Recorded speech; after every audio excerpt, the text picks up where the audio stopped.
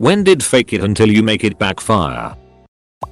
Got a job working in an insurance company reviewing contracts. Had no ducking idea what I was doing and thought I could just learn it and I'd be fine eventually. Lasted 6 months and they kicked me out. I hired a Mandarin translator for a game I'm developing. Ran her translations through Google Translate to find they were a good match. Too good to match. Showed it to a friend of mine who's from China. Told me the translator just Google translated everything and that the end result was barely comprehensible. At Nelson Mandela's funeral, people took note of the sign language interpreter that seemed to just be making random hand gestures instead of actual sign language. Turns out he had made quite a few appearances previously and nobody had caught on that he knew literally no sign language. To me, this dude is just the poster child for also fake it till you make it. I was 8 years old and I told my dance teacher I could do a backbend. I couldn't, so she moved me up a level in acro and put me in a special role for our recital. For the next week my mom tried to help me get a backbend but it wasn't happening and I had to come clean. Luckily she didn't get too mad. I had to move back down a level, but I still got to keep my special role. I took orchestra in elementary school and I eventually realized that I was just not going to understand violin, but I still wanted to be in orchestra because it had some perks. So, whenever we had lesson I put my fingers over the strings and moved my bow around like I meant it. When we had to play individually, I had to do it for real. I thought maybe, by some miracle, I'd get it and play normally. I didn't. Edit. AI thanks for the silvers and the upvotes and thanks for sharing your stories. I knew a girl who would apply to jobs she was unqualified for, including a job at NASA and at Apple. She lied about her qualifications on her resumes. She landed several high-paying jobs, but would get fired after a month or two once her co-workers realized she did not have the skills to fulfill her duties. She would boast on Facebook about how she landed her dream job every few months. Not sure what she's doing now since I haven't spoken to her in years. I believe she moved to another country. Oh, and she took credit for the Mars rover and for the Beatles on iTunes. This reminds me of a Tifu post where OP moved to a new neighborhood for just a few months and decided to take some LSD to break it in. OP thought it was a good idea to go for a walk and when he went outside, his new neighbor greeted him. Being on LSD and a bit of an introvert, he avoided conversation by speaking French as he knew enough to get by and did not plan on staying there for an extended period of time. This went on for about 8 months, longer than he expected to stay there, and eventually the neighbor had a friend of hers over who also spoke French and tried to start up a conversation with him. That's when he was like, I don't speak French. Edit. Wow. Thanks for my first ever gold and silver kind strangers. Is anyone on this plane a doctor? Fire Festival definitely comes to mind. Sometimes the worst thing that can happen is that you do make it, because when you do fake it to make it, you still have to fake it to keep it. I'm still in the same career field faking that I care about numbers and competition and wearing nice clothes. Advice to me younger self, if you have to fake it till you make it, you don't want to make it. Got a part-time job as a bartender to help with bills. Told them I knew how to bartend. I can pour a whiskey, coke and beer, so just figured I'd pick up the rest as I went along. First week I was serving to get to know the menu and someone called in sick. Owner makes me bartend. So I'm doing fine. Just beers and a few mixed drinks. Then a party of about 40 people coming from a wedding come in and starts asking for all these different shots, different specialty drinks, etc. Totally at my pants. Guy I used to work with told me about when he used to work as an electrician apprentice at a plant, when there was nothing to do, which apparently was most of the time. The lead guy and him would walk out to a random spot in the plant with a ladder, a conduit bender and a bent piece of conduit. Then one of them would stand on top of the ladder and the other on the ground holding the conduit and they'd just chit chat all day. If any of the bosses wandered by they'd nod and pass the piece of conduit up to the guy on the ladder who would then make a show of trying to fit it in somewhere. Said they both made it through 3 rounds of layoffs doing that. Okay, I guess it ultimately didn't backfire, but it's a pretty good story I was told in film school eons ago, back in the 80s/90s. A guy snagged an interview for a camera operating job at a TV production company that was way above his experience level. The interviewer gave him a camera, said, "Okay, take this apart and lay it all out for me. You have 20 minutes. And left him there. After panicking for a minute, he walked down the hall, found a technician working and asked him to take apart the camera for him, which he did. Interviewer comes back, says, "Good work, now put it back together," and goes off to put out some other fires. Our guy tracks down the tech, who obliges again, and he was hired. When I heard this story, the guy had worked in the field 15 or so years, so I guess things worked out. Went to visit my older cousin in a big city, small town girl. Before going out, he told me that the friends we would be meeting are super snobby and would probably make fun of me if I told them I was from small town A. Today I would tell him to get better friends, but when I was 18 I just wanted to fit in. We agree I would tell them I'm from city X. So the blonde bombshell in the group, 6 years older, starts talking to me while my cousin and his friend head off to buy shots. "Where are you from?" City X. OMG. Me. She proceeds to ask me which school I went to, which coffee shop was my favorite, and where my parents work, just making polite conversation.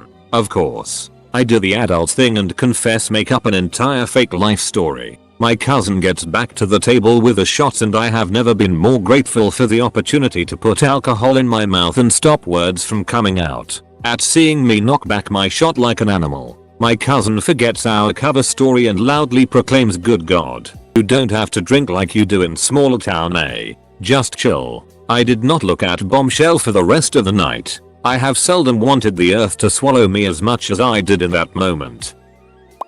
Orgasms. If you fake it at first, you just never gonna make it. When someone asks if I've seen a movie and I lie and say yes to fit in. When they ask for my favorite part or my opinion on a part, I'm exposed. Dating a close friend that I wasn't even remotely attracted to. I thought the feelings that I was supposed to have would kick in, but they didn't. The guys who act like they're ex-special forces on the first day of basic training because they were in JROTC in high school. I remember one saying, "I've basically already done this every year since I was a freshman." As we got off the bus, idiot washed out by week 2. I work as an accountant with a theater background. I'm 6 years in and I'm working solo with no one above me in the company besides the owners. I have an audit, a $16 million lock to acquire, and another company we just purchased. This is the tipping point, I'm sure. I had a job that I was way underqualified for, yet I still was surprisingly given the offer. 8 months in, the fact really started to show that I wasn't the assumed genius savior the hiring manager thought I was. Fortunately, I got offered a different job by someone who wasn't really desperate to hire. I taught some anatomy and physiology labs to pre-nursing majors. These girls knew more about anatomy and physiology than I did. I'm an expert in ecology, but somehow I got the job of teaching this class. I figured I'd just look at the answers on the worksheets as the semester went on. When I finally got the student feedback, it was a blow to my sense of confidence. About half of them did indeed notice that I had just been looking at the ducking worksheet answers. Elizabeth Holmes, Theranos. That reminds me of the guy on Reddit who pretended to his girlfriend's parents he has never heard of potatoes before.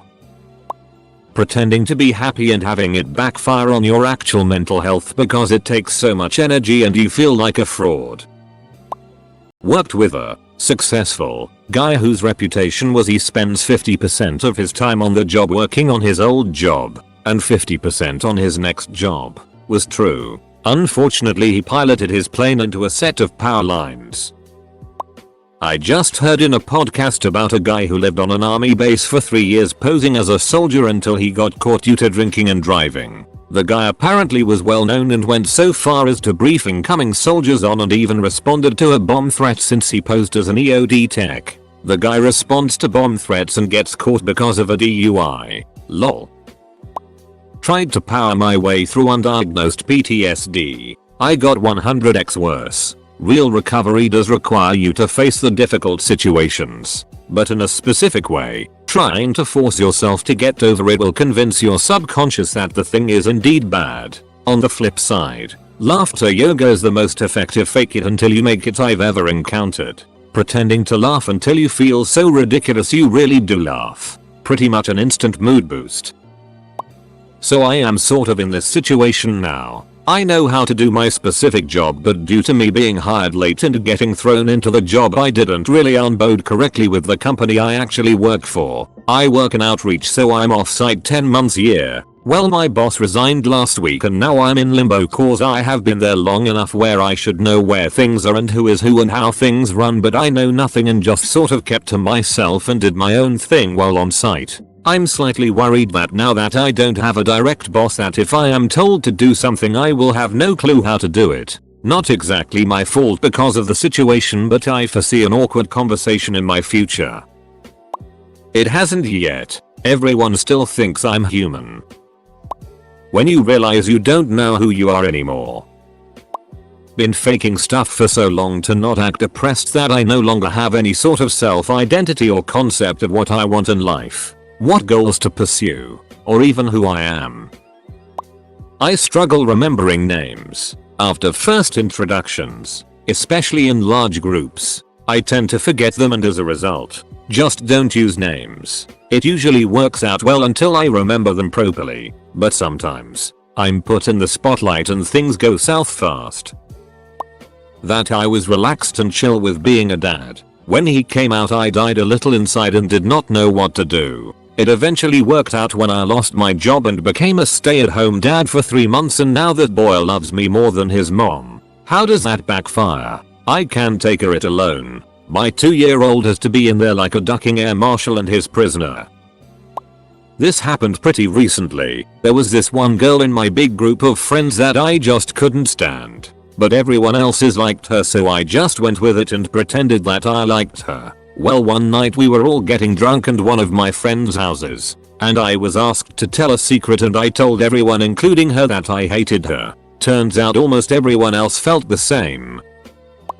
A lot of the big instances of fraud came from fake it until you make it mentality. Elizabeth Holmes and Theranos were faking the technology until they could get it to work. Fire Festival was faking it until they could get the money together. Anna Delvey intended to make it one day, but she Ponzi'd her way through until she would get there. Dr. Christopher Dunch. Dr.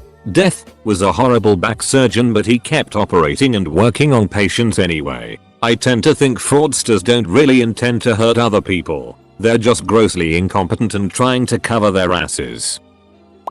I faked being good at computer science until I graduated from college with a computer science degree and didn't get a job, lol.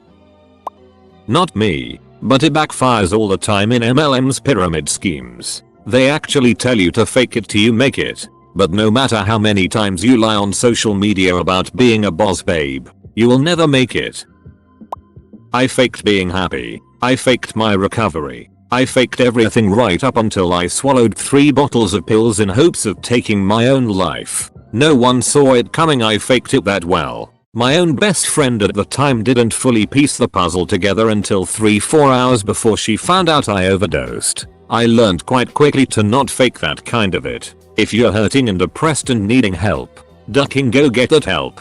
Faking it nearly killed me. Edit. Just wanted to add that yes, I'm in a much better place mentally. This took place 2 years ago and I've been rebuilding myself ever since and actually taking my recovery seriously. I'm in therapy now and I'm able to work through those horrible thoughts now instead of letting myself act on them. I'm so proud of all of you who have gotten help and got out of your rut, whether it was to a similar situation or completely different. You are all so strong and I wish you all the best. Less than 3. Not my story, but a senior back in my high school used to talk about how tough he was and how he was a black belt in karate and had plenty of boxing experience. He even brought his black belt, which I'm convinced wasn't actually his, to school one day to show it off. He eventually got the reputation of someone who was not to be ducked with. He was a beefy guy, sort of a meathead. Anyhow, fast forward a bit and he was having a heated argument with this sophomore in the hallway. People were gathering all around to watch the drama unfold. Things escalate, and he pushes the sophomore kid hard. The sophomore immediately responds with a punch square to the senior guy's nose. He drops like a sack of potatoes. And then this black belt karate expert starts ducking, crying. I would like to tell you that this was the end of the fight, but it wasn't. He gets back up, blood dripping from his nose, and swings at the sophomore with quite possibly the worst punch I'd ever seen. Tears and blood are dripping off his face as he's throwing some huge toddler tantrum, just swinging his arms like a windmill and missing every punch. Some teachers came and broke up the fight and both of them got suspended. The guy never bragged about his fighting experience again after that and sort of flew under the radar for the rest of the year. I was in a Skype job interview that involved multiple rounds in one session. I talked to person A, then person B, and then person C. During the interview with person B, I was asked to talk about one of my weaknesses after having already talked about one of my strengths. I explained that I'm very comfortable with creative problem solving, but sometimes I take for granted that the status quo exists for a reason. Person B responded, I see your point, but I don't think that's a problem in the grand scheme of things. You seem very entrepreneurial to me, and people with that motivation have a healthy skepticism for how things have to be. That was a pleasant thing to hear, especially in an industry that involves bringing in new business and keeping clients. I thanked person B and told him I'd never thought of myself as entrepreneurial, but there was something that felt true about that description. Cut to my interview with person C. First question, what are some words that people might use to describe you? Well, one thing I've been told is that I am entrepreneurial. I am less of a leader and more of a collaborator. I value creativity. Blah blah blah. Person C. So, Kimanab, you said you're entrepreneurial. What businesses have you started? Might as well have quit at that point. Once I said none. Nothing I said to person C was going to convince him I wasn't full of it. Edit. To be clear, I told person C several projects I've started that involved personal initiative, taking risks, and making proposals to people with the power to deny my idea or be a part of my team. The problem he seemed to have was that none of those things was literally a business. I really needed a job and was hired as a marketing assistant. Freshly graduated as journalist and the youngest person in the company. I knew a few things here and there in copywriting and SEO but didn't have much experience though. At least at what I lack self-confidence and every second at work it felt like oh my god they'll fire me. So I said sure, I'll do it to every task they gave me. Gather data? Sure. Check orders? Sure. Speak with clients? Okay. Be responsible for partnerships? Yeah. Count LTV and other stats I didn't even know they existed? Will do. And the list goes on and on. I took tasks from people who quit or from ones who did their job bad because I was so insecure. I always smiled politely and worked my ass off doing it all the best I can. Researched info on things I needed to do. Worked overtime. Got compensated for that. Don't worry. Presented results, ideas, etc. While sweating and stressing out that I may look stupid and say dumb things. Pretended to have confidence in my words. 0% in the reality. As a result all of my colleagues and boss now believe I'm the best person in the marketing department and proceed to ask for my opinion. I got a raise and, yeah, a ton of other work to do. Now because everyone thinks I'm a responsible productive smartass. All the tough crap goes my way. I also used to teach new assistants and write corporate guidelines and manuals. Once I asked to leave for 2 days as a vacation and they had a panic attack. Damn. I don't even show initiative anymore but the reputation of person who knows everything got stuck to me. Officially I'm a copywriter now but get involved into way more things now including interface and features development. IT guys go to ask me from time to time how to make changes to the software as I know it better. It's kinda pleasant but overwhelming, oddly enough. Despite that I'm still afraid they'll fire me. It had been 2.5 years I'm in this company.